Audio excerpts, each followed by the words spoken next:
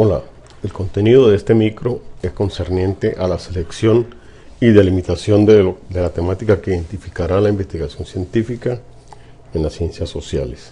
En lo que es su esencia, se parte con el investigador observando esa realidad. De lo que observa de ella, ese proceso que vimos en el micro del inicio del programa de investigación científica, es toda esa serie de pasos que llevan a formalizar esa situación problemática en un problema de investigación científica. Al extrapolarlo, el investigador lo relaciona nuevamente con la teoría. Va a la teoría a delimitar aún más ese contenido que va a tratar sobre la problemática que observa la realidad, y es entonces cuando nuevamente hace un proceso de interpretación y genera o concreta lo que va a ser la temática de la investigación que está abordando. Ya con la temática concretada, pues ahora tiene que establecer una especie de jerarquía con temas, macrotemas y subtemas referidos a lo que va a ser ese problema de investigación científica.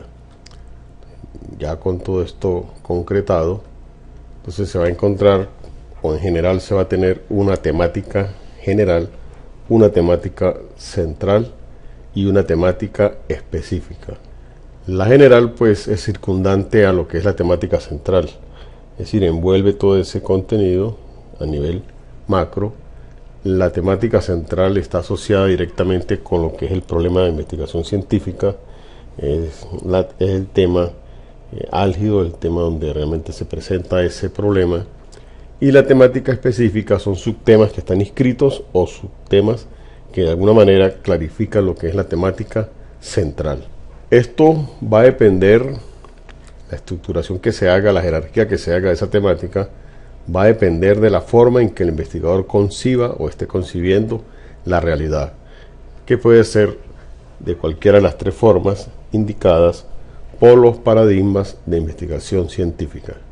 Con esto claro, entonces pasamos a cómo va a ser la estructuración de acuerdo a los paradigmas de investigación.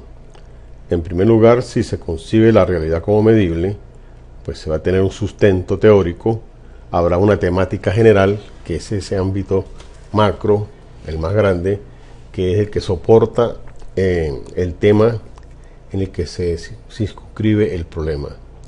Hay una temática generadora que es también general, pero más próxima a lo que va a ser el problema. Es un soporte que circunscribe también a ese problema. Está la temática esencial, que es la que está directamente vinculada con el hecho o la situación problemática, y está la temática detallada, que son los temas y subtemas que clarifican o caracterizan a esa temática esencial. Esto va a depender entonces de la jerarquía y el comportamiento que tengan las variables, puesto que se trata de una realidad medible. Por otra parte, tenemos el paradigma fenomenológico, entonces en el cual ya no hablamos de un sustento teórico, sino de un referente teórico. Y la clasificación se puede hacer de manera similar, y los contenidos pues también son de manera similar. En este caso va a depender de la codificación intuitiva que se haga desde las unidades para pasar a códigos, a categorías, familia de categorías, hasta llegar a los conceptos y el gran concepto general. Por su parte, el paradigma sociocrítico, el referente también es teórico, parecido al anterior. Hay una temática general, hay una temática generadora, esencial o detallada, pero en este caso también se puede modificar de acuerdo a lo que emerja de esos datos que va a buscar empíricamente. Esto va a depender entonces de la forma en que se organizan los saberes prácticos y los temas accionantes que derivan de ese diálogo con los informantes clave, hasta la ordenación de los contenidos ideológicos. Veamos en concreto un ejemplo. Está el observador, el investigador, con esa realidad. Puede ser que esté observando, es un ejemplo que tiene algunas cosas reales, otras son hipotéticas. Está observando disconformidad con los procesos de evaluación, escucha comentarios negativos sobre la forma en que se está evaluando los aprendizajes, percibe apatía por el uso de técnicas e instrumentos ya obsoletos o desactualizados para evaluar aprendizajes, y escucha que se comenta sobre resultados evaluativos desfavorables. Eso es lo que está observando el investigador. Eso lo procesa con todo lo que hemos explicado del inicio del problema y con la temática. Entonces decide que la temática va a ser la evaluación de los aprendizajes. Clarificado esto, él decide concebir esa realidad como medible, es decir, se va a ubicar en el paradigma positivista para poder hacer el abordaje de la investigación, lo que implica que va a tener que hacer una operacionalización jerárquica de esas variables. En sí es lo que se conoce como operacionalización de variables y que es exclusivo del paradigma positivista.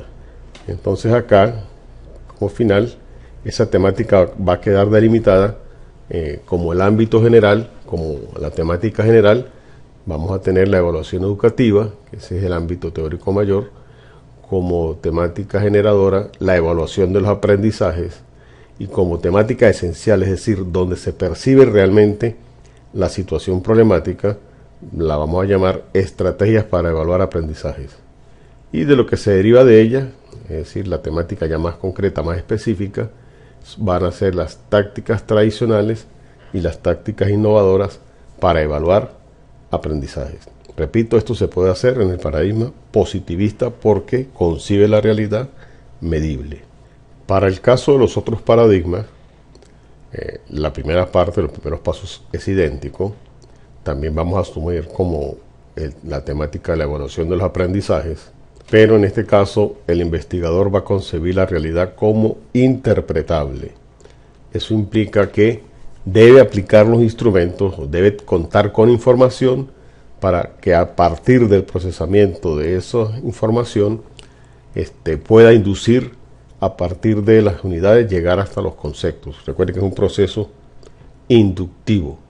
En consecuencia, pues la temática va a estar por delimitar. No se puede establecer previamente ese esquema de la temática porque va a depender de lo que emerja de los datos. Aquí pueden observar, estos pueden ser algunos códigos que tienen que ver con evaluación de los aprendizajes. Ahí se observa la diferencia con el paradigma positivista. Aquí no hay cabida de operacionalización de variables, simplemente hay que buscar la información. La experiencia del investigador o de su tutor lo lleva a determinar esos códigos que va a formar categorías para llegar a formar esos grandes conceptos. En ese ir y venir con los datos es que puede empezar a estructurar lo que va a ser su teoría y lo que va a ser el referente teórico, no marco teórico, sino referente teórico.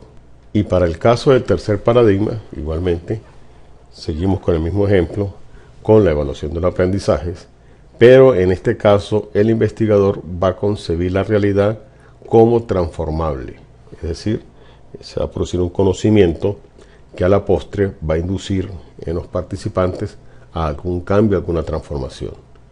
En consecuencia, también tiene que aplicar instrumentos y a partir de esos datos que van a emerger, va a inducir los contenidos que van a formar sus teorías, esas teorías ideologizantes que inducen al cambio. Entonces, acá las técnicas son dialógicas y la temática también va a quedar por delimitar y se va a hacer de acuerdo a la ordenación de contenidos que haga el investigador. Aprovecho para clarificar acá que esa gran confusión que existe, algunos tutores, algunos profesores de metodología le dicen a los estudiantes que dependiendo del título, de la naturaleza de la temática, se hace un tipo de investigación y eso es falso. Le acabo de mostrar cómo la misma temática puede ser abordada desde los tres paradigmas sin ningún problema. Bien, gracias por su atención.